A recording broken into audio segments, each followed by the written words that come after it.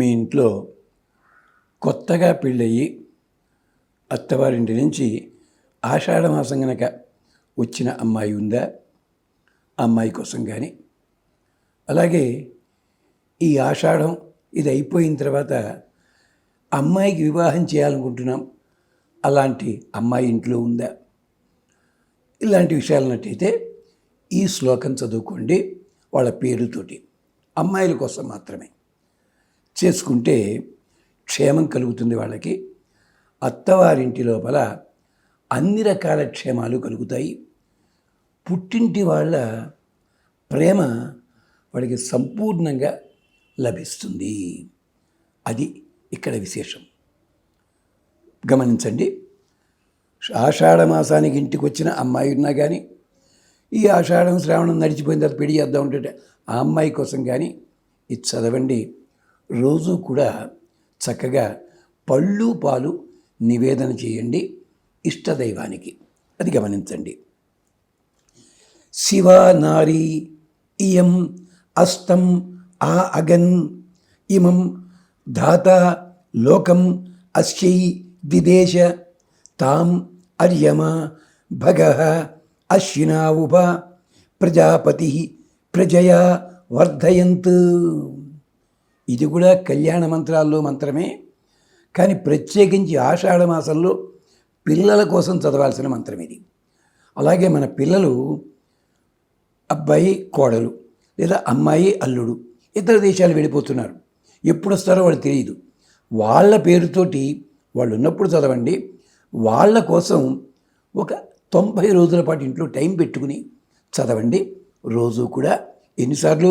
27 సార్లు చాలు, అంతకంటే ఏమక్కల. తులసి కోడ దగ్గర దీపం పెట్టండి. చక్కగా మీ ఓపిక ఏదుంటే ఆ నైవేద్యం పెట్టండి. అంటే టిఫిను అది చేసి పెట్టచ్చా అండి? బ్రహ్మచర్యంలో నియమాలు ఉన్నాయండి? ఇవేం లేవమ్మా. ఉంటే చెప్తాను నేను. టిఫిన్ చెయ్యకుండానే చేయండి అమ్మా. ఎంత టైం పడుతుందమ్మా ఆలోచించండి. అది గమనించండి. అంటే అక్కడ వాళ్ళకి ఇతర దేశాల్లో క్షేమం కలగాలి. ఇప్పుడు వెళ్ళబోయే అమ్మాయి అత్తవారింట్లో క్షేమం కలగాలి.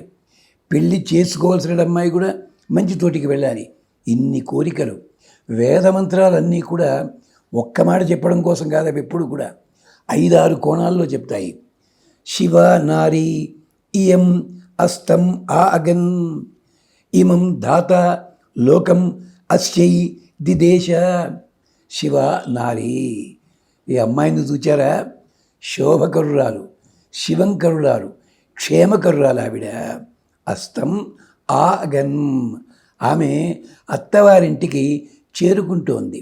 అంటే పుట్టింటి నుంచి అక్కడికి వెళుతోందన్నమాట. తనకంటూ ఒక ఇల్లు ఏర్పడింది, అక్కడికి వెళుతోంది. ఇమం ధాత లోకం అస్యై దిదేశ. అమ్మాయిని పుట్టించినప్పుడు దాత బ్రహ్మదేవుడు పుట్టింట్లో పుట్టించాడు, అన్ని కోరికలు నెరవేర్పించాడు, జాగ్రత్తగాను ఎదిగేలా చేశాడు. మరి ఈ అమ్మాయి ఎన్నాళ్ళు పుట్టింట్లోనే ఉండాలి కాదు. ఈ అమ్మాయి కూడా ఒక లోకం కావాలి, ఒక ఇల్లు కావాలి, ఒక అధికారం కావాలి. అది కూడా బ్రహ్మదేవుడే నిర్ణయించాడయ్యా. పెళ్ళిళ్ళు స్వర్గంలోనూ బ్రహ్మలోకంలో నిర్ణయించబడతాయి అంటుంటారు కదా, ఇదే కారణం. అంచేత ఈమె ఎవరింటికి వెళ్ళాలో, ఎలా ఉండాలో అలాంటి లోకాన్ని బ్రహ్మదేవుడు సృజించాడు. ఇమం దాత లోకం అస్యై దిదేశ, నిర్ణయించాడు. ఏముందండి, భగవంతుడి సంకల్పం అంటాం కదా మనం, అది చేశాడు. తాం, ఆమెని లోకం నిర్ణయించడమే కాదు, బ్రహ్మదేవుడు చేసిన మరి కొంతమంది దేవతల్ని బాడీ గార్డ్స్గా అట్టే పెట్టాడు. ఎవరు? అర్యమ భగ అశ్వినావుభ ప్రజాపతి ప్రజయా వర్ధయంతు. ఈ అమ్మాయి అక్కడికి వెళితే ప్రజయా వర్ధయంతు, సంతానంతో వృద్ధి పొందుగాక. సంతానం అంటే కేవలము పిల్లలు మాత్రమే కాదు, ధనధాన్యాదులు, అధికారము, పరివారము, వస్తు వాహనములు, ఇలాంటివన్నీ కూడా ప్రజా అని అర్థం వస్తుంది అక్కడ. అలాగా ప్రజాపతి, ఆయన సాక్షాత్తుగా ప్రజాపతి, తాను ఉంటాడు పక్కనే. అర్యమ, అర్యముడంటే సూర్యునిలో ఒక భాగము. దానపతి, 10 మందికి దానము చేసేలాంటి బుద్ధిని కలిగిస్తాడు ఆయన. అర్యమ. భగ, భగుడు కూడా సూర్యుని ఒక భాగమే. ఏమిటైనా సౌభాగ్యాన్ని ఇస్తాడు, కొత్త కొత్త సంపదలని ఇస్తాడు. భగ అశ్వినా, ఇంత వచ్చిందాకా ఉండి సంపాదించుకుంటాం, అనారోగ్యం పాలైతే ప్రయోజనం ఏమిటి? కాదు. ఎంత సంపాదించుకున్నా ఎంత ఇచ్చినా కూడా అశ్విని దేవతలు మన లోపల ఉండి మనకు ఔషధులు ఇస్తూ జ్ఞానాన్ని ఇస్తూ మన ఆరోగ్యాన్ని సక్రమంగా చూస్తారన్నమాట. అశ్వినా ఉభ ప్రజావత ప్రజయా వర్ధయంతు. మంగళస్వరూపిణి అయిన ఈ అమ్మాయి ఇగో వీళ్ళందరితోటి కూడా రక్షణలో వెళ్ళాలి. అంటే మానవలోకం గనక భర్తే రక్షకుడు, కానీ ఈ భర్తని ఈ అమ్మాయిని కూడా రక్షించేవారు అక్కడ ప్రజాపతి, అర్యముడు, భగుడు, అశ్విని దేవతలు. ఇది విశేషం. అందుకనే కొత్తగా పెళ్ళైన అమ్మాయిని సూర్య అని అంటారు. ఆ అమ్మాయికి ఇంకో పేరుంది, మేనా అని చెప్పి.